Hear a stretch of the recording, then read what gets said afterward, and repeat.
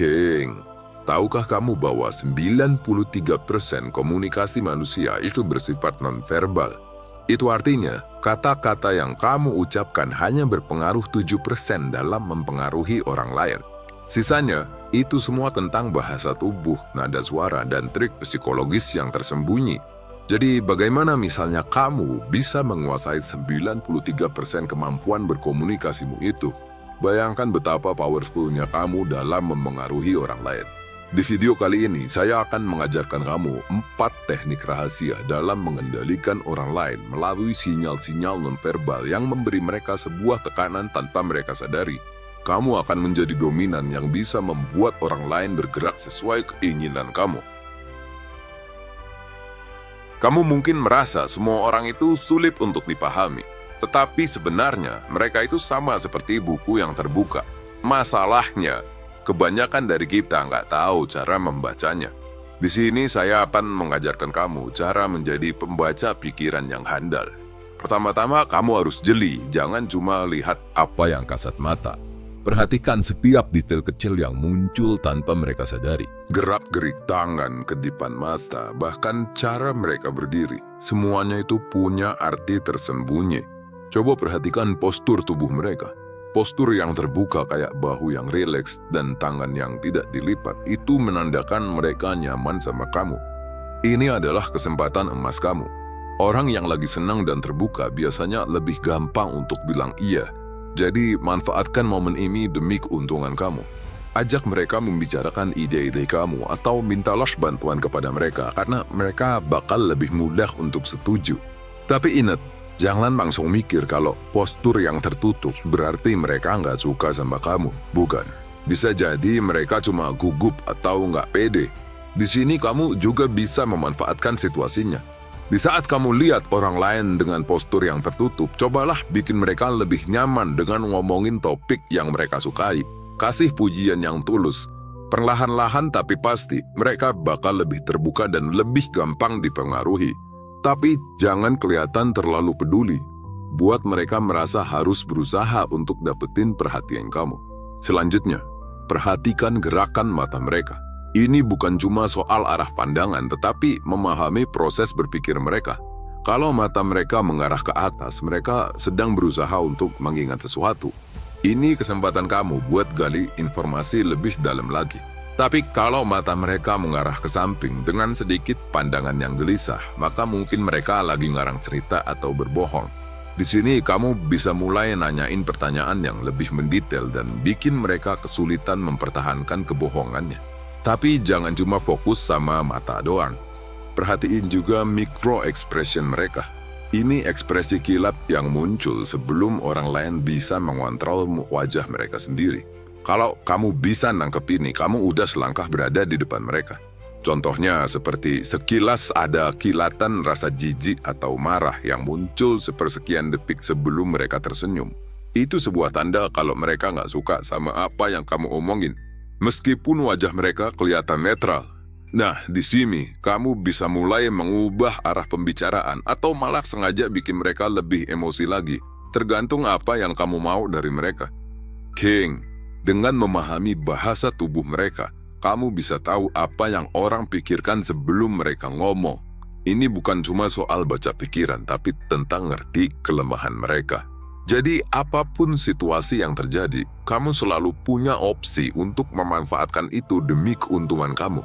Contohnya, kalau kamu bisa melihat tanda-tanda kecemasan atau ketidaknyamanan pada seseorang, kamu bisa memanfaatkan itu untuk bikin mereka lebih bergantung sama kamu. Misalnya, kalau kamu lihat temen kamu kelihatan gak pede pas ngomong soal kerjaan, kamu bisa kasih pujian, tapi sekaligus bikin dia ngerasa masih kurang dibandingkan dengan kamu. Mau negosiasi bisnis, kamu udah tahu kelemahan lawan sebelum mereka buka kartu. Mau PDKT, kamu bisa tahu dia tertarik sama kamu atau enggak sebelum kamu buang-buang waktu. Ingat, King, kemampuan baca bahasa tubuh ini cuma langkah awal. Jadi jangan berpuas sampai di sini. Kamu harus ningkatin skill kamu. Coba perhatikan juga perubahan suara dan ritme nafas mereka. Ini bisa kasih tahu kamu kalau mereka lagi gugup atau berbohong. Ini yang bikin kamu punya kartu as dengan membaca dan memahami orang-orang di sekitar kamu. Kamu selalu bisa untuk mengubah sikap kamu untuk membuat mereka lebih nyaman atau malah lebih nggak nyaman, tergantung dari apa yang kamu inginkan dari mereka. Tapi gimana caranya kita mengontrol alurnya ke arah yang kita inginkan? Untuk itu, kita menuju ke teknik yang selanjutnya. Sekarang, kamu sudah mengerti cara membaca perasaan orang lain. Jadi, saatnya sekarang bikin mereka untuk bergerak sesuai kemauan kamu. Apa kamu tahu ada cara untuk bikin orang merasa kalau ide itu datang dari kepala mereka sendiri, padahal sebenarnya kamu sudah mengatur itu semua? Ini namanya framing, dan ini yang bakal bikin kamu menjadi dalang di balik layar. Framing itu seni memanipulasi emosi, jadi kamu bisa men-trigger emosi orang lain untuk ngelakuin apa yang kamu mau tanpa mereka sadari. Kuncinya bukan di apa yang kamu omongin, tapi gimana cara kamu menyampaikannya. Misalnya, kamu lagi mau minta tolong ke teman kamu, alih-alih bilang, gua mau minta tolong dong, tapi coba kamu ganti kata-katanya depan. Kayaknya emang cuma kamu doang deh yang bisa nyelesain masalah ini. Bedanya jauh kan? Yang kedua itu bikin mereka merasa lebih penting, spesial, dan dibutuhin. Tapi framing ini bukan cuma kata-kata doang. Ini juga soal konteks dan timing. Kamu harus pinter-pinter milih waktu yang tepat. Jadi kapan waktunya yang tepat untuk kamu minta sesuatu ke orang lain? Yaitu pas mereka lagi ngerasa senang atau pas mereka lagi ngerasa berhutang budi sama kamu.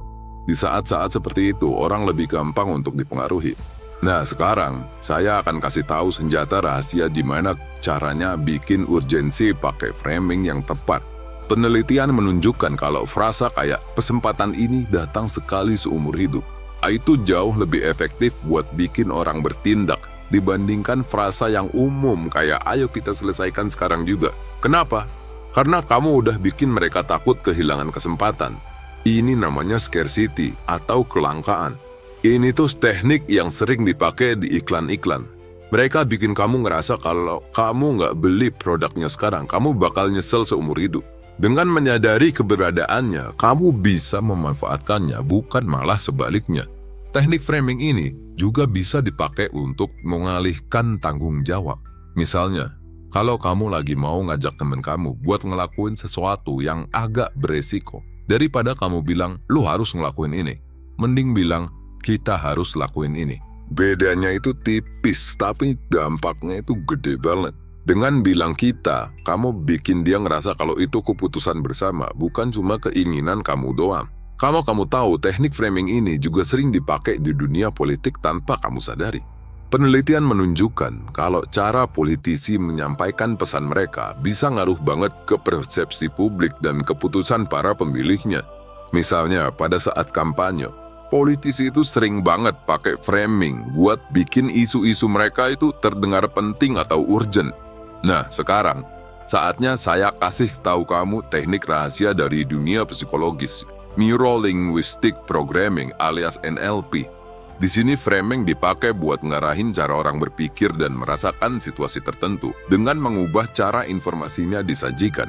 Kamu bisa mengarahkan respon emosional orang lain, jadi ini tuh kayak bermain-main sama otak mereka. Contohnya, misalnya kamu lagi jualan produk, daripada fokus ke fitur teknisnya, mending kamu tetenin ke manfaat emosionalnya. Misalnya, kamu jualan jam tangan, daripada kamu bilang jam ini kuat tahan air bla bla bla, mending kamu bilang, Anda nggak perlu khawatir lagi telat ke kantor, karena jam ini bisa dipakai di saat kondisinya hujan deras. Kamu lihat kan bedanya? Yang kedua ini bikin orang lebih terhubung secara emosional sama produk itu.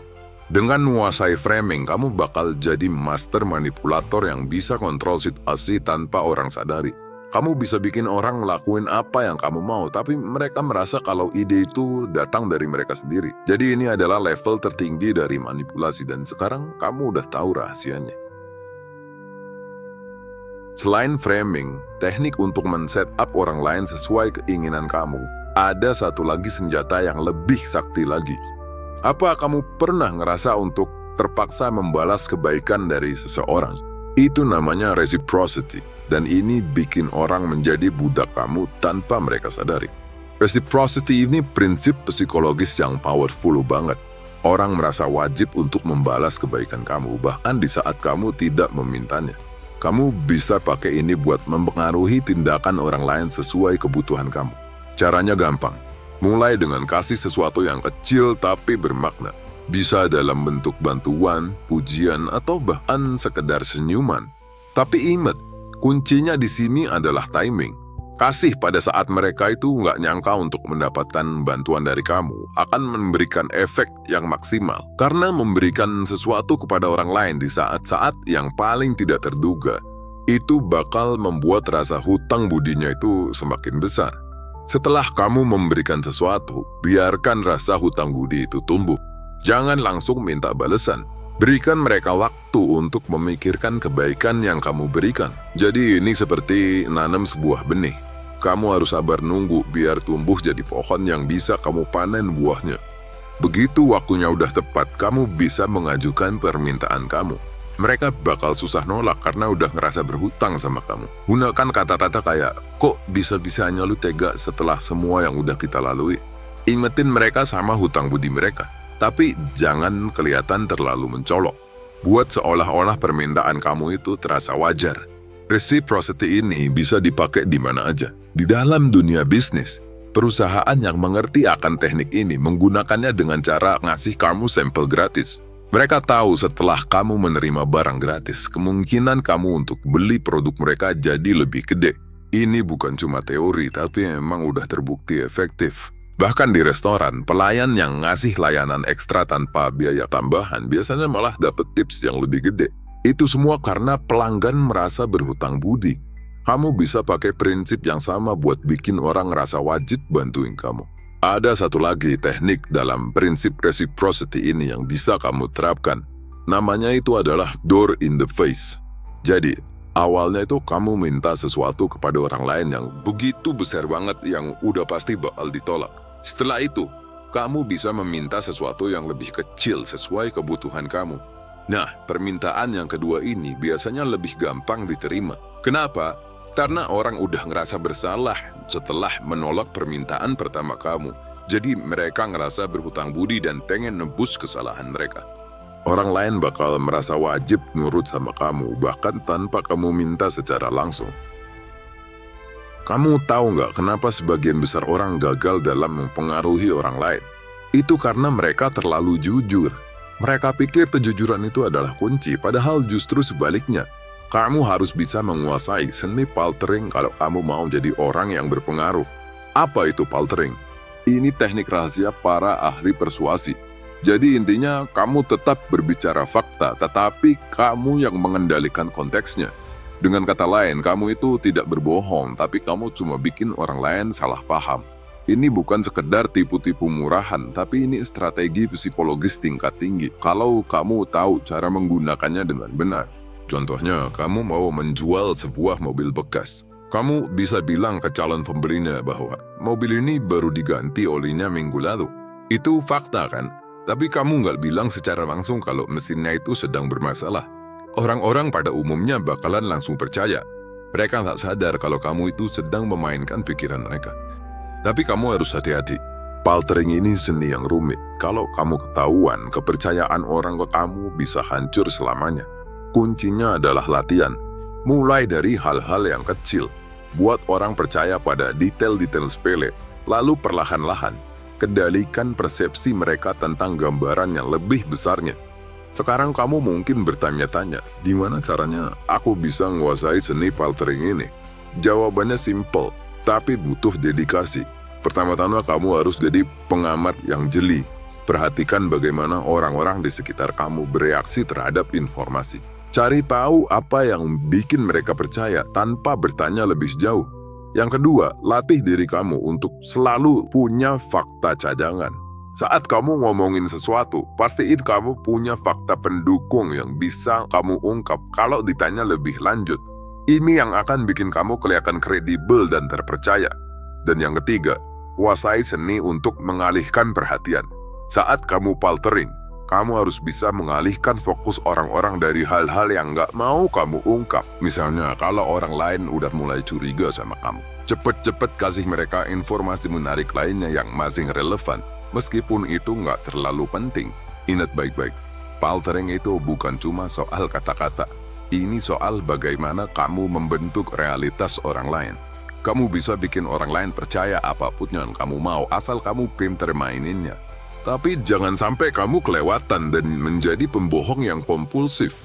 Paltering itu adalah sebuah senjata, dan senjata harus dipakai dengan bijak. Paltering ini adalah teknik mendasar yang sering dipakai sales-sales handal, influencer, atau para pebisnis profesional dalam mempengaruhi persepsi orang lain terhadap sesuatu. Sekarang kamu udah punya kunci-kunci untuk mempengaruhi orang lain sesuai kebutuhan kamu. Tinggal kamu yang nentuin mau dipakai buat apa kekuatan ini. Poin yang terpenting dari keseluruhan video ini adalah teknik-teknik ini tidak bertujuan untuk merugikan orang lain. Dengan kemampuan yang besar datang tanggung jawab yang lebih besar lagi. Gunakan teknik ini secara bijak untuk mencapai tujuan yang kamu inginkan. Kamu selalu punya opsi untuk membuat persepsi orang lain lebih baik tentang diri kamu tanpa merendahkan orang tersebut. Ingat baik-baik prinsip psikologis yang satu ini. Kekuasaan tanpa tanggung jawab adalah resep kehancuran. Silakan tonton video saya yang lainnya dan subscribe jika kamu suka dengan konten ini. Sampai jumpa lagi di video selanjutnya. King.